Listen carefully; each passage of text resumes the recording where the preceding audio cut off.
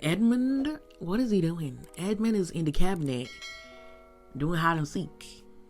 KB, welcome to my channel. So in today's video we are doing a recap of Love is Blind episode 7. So let's get into it. Monty continues to cry and Joe continues to be unbothered, and she's the one basically telling him that I'm sitting here crying and you doing absolutely nothing. Then she continues, then she walks off saying that, she's embarrassed by the whole thing. And Joe's like, why are you embarrassed? Like, why are you taking things so serious? He's confused, and I'm confused as well, because why is she crying? Why is she crying? Like, we're both confused, Joe. So she explains that the reason why she's embarrassed is that he never came to her while she was crying, so she feels embarrassed by that.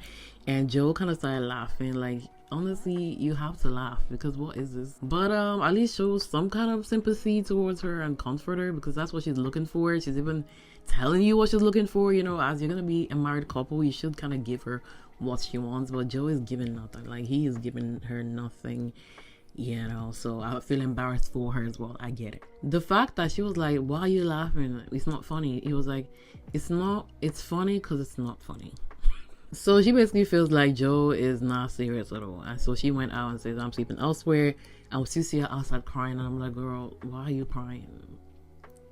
So Meghan basically talks to Jordan and says, while we're out there, I don't feel like we're the strongest couple. Like, she wants them to be the it couple. She wants them to be more emotionally involved. Like, she can see from her side, but he's bringing nothing to the table. So she basically tells him that she needs more reassurance. She needs him to be there, like, rather than just joking with the boys. Like, it's enough with that. Edmund and Calibra. So after the whole chaotic scene that we saw with this man crying because he ain't gonna have sex with the girl, and they seem to have calmed down a bit. But Calibra says she definitely needs to look into that, because that was a lot. That was a lot, and it's going to take her a while to get over it. And I would be the same. Like, I'll actually be packing my bags immediately. But for the experience, she's still waiting on this man. She's still thinking of marrying this man. But girl is still sticking to her values. She still says, you ain't getting this until we get married. As she should. I should actually respect her, because I should respect people who wait in terms of this experience. I don't open your vagina to someone that you just met like 2 to 3 days ago. Come on now. A little bit of decorum here. Like, the Botox is very stiff because Annie, she can't fully laugh. So Madison and Joe have made up. They've called it a day. Now we get the group meetup, and the girls have a discussion. Madison talks about the whole thing the whole argument that she had with Joe, and she says it's a good thing, because obviously they need to know how to handle conflict, and based on that they can see that they can handle communication very well.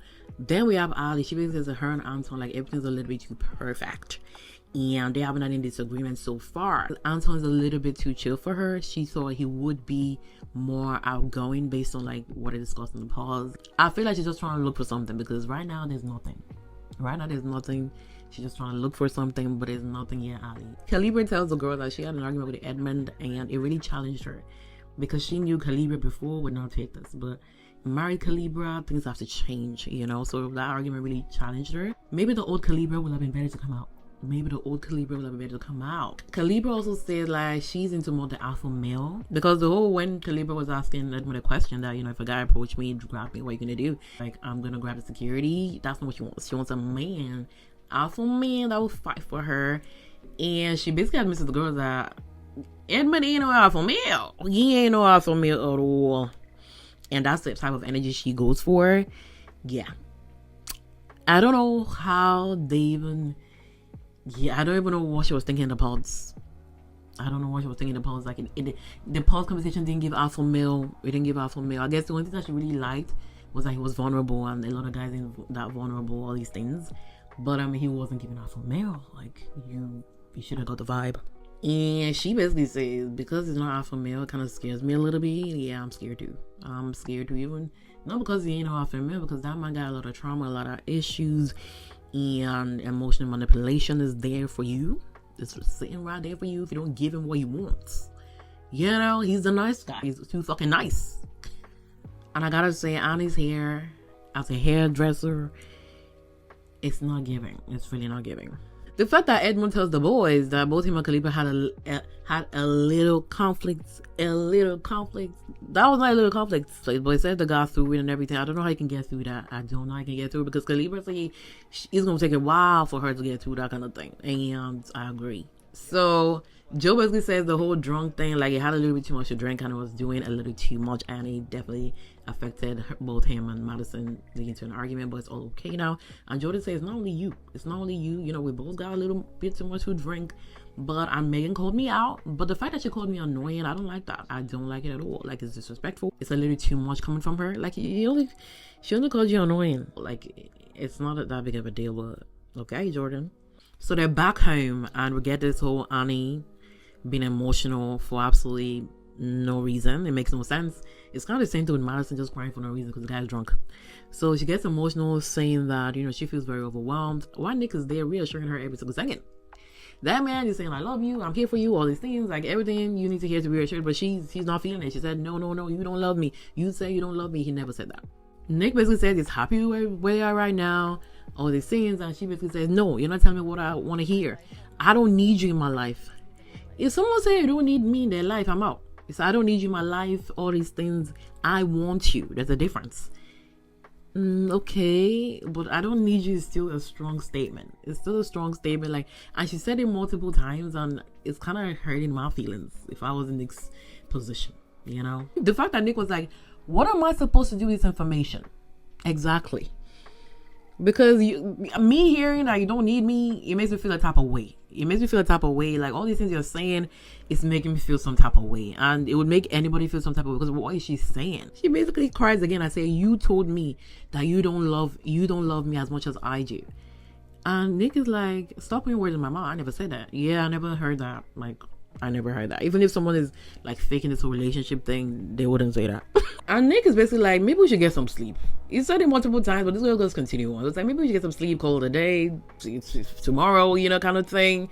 But she continues pressing this guy that, I'm not feeling it, you don't love me, all these things. It's like, what am I supposed to do? Kill myself for you? But man's exhausted. Man said, I'm out to sleep. And he was like, do you want me to sleep here or out there? Like, what are we doing? She said, I still love you, so obviously sleep beside me. So now they're back to Denver. Edmund, what is he doing? Edmund is in the cabinet doing hide and seek. KB is like, is this what you do? Like, do you do this in your house? What's going on here? She confused. And I'm like, how many flags, how many signs do you need? The signs are everywhere. And she was even like, do you want me to like close the cabinet for you? Like, are you good? It was very awkward, and you can tell Calibra, she can't take it no more. One more thing is gonna make this girl explode. Tell about Meghan, she's always crying. She's always emotional. Since the pods, she gotta cry. She gotta be emotional. All these things. It's like, girl, please, not every day. Meg talks about seeing his son and everything, and seeing his son's mother. And she basically says everything is just so hard to process. And she basically says she wants to buy him a gift. Mom is saying boundaries, basically says all this materialism, not for my son. Okay. Like, I know he got money in the bank, but spending time with Luca will mean more than just buying him a gift. Especially, he doesn't need like a Gucci bag or something. He wants his boy to learn how to earn things, not just give him like all this expensive stuff. Like, she continues on and says she's stressed about the whole wedding thing. Like, she needs to meet his son as soon as possible because the wedding is coming in a few weeks. If she doesn't meet, the son before the wedding, like, that's gonna be a lot. Like, she wants to sort it out. And Jordan's like, calm down. I'm gonna get and sort it out. Even if y'all guys talk offline, we're gonna do that. Calm down, baby girl. And that is a wrap for episode 7. Thank you so much for watching. I'll see you in the next one. Please make sure to like and subscribe.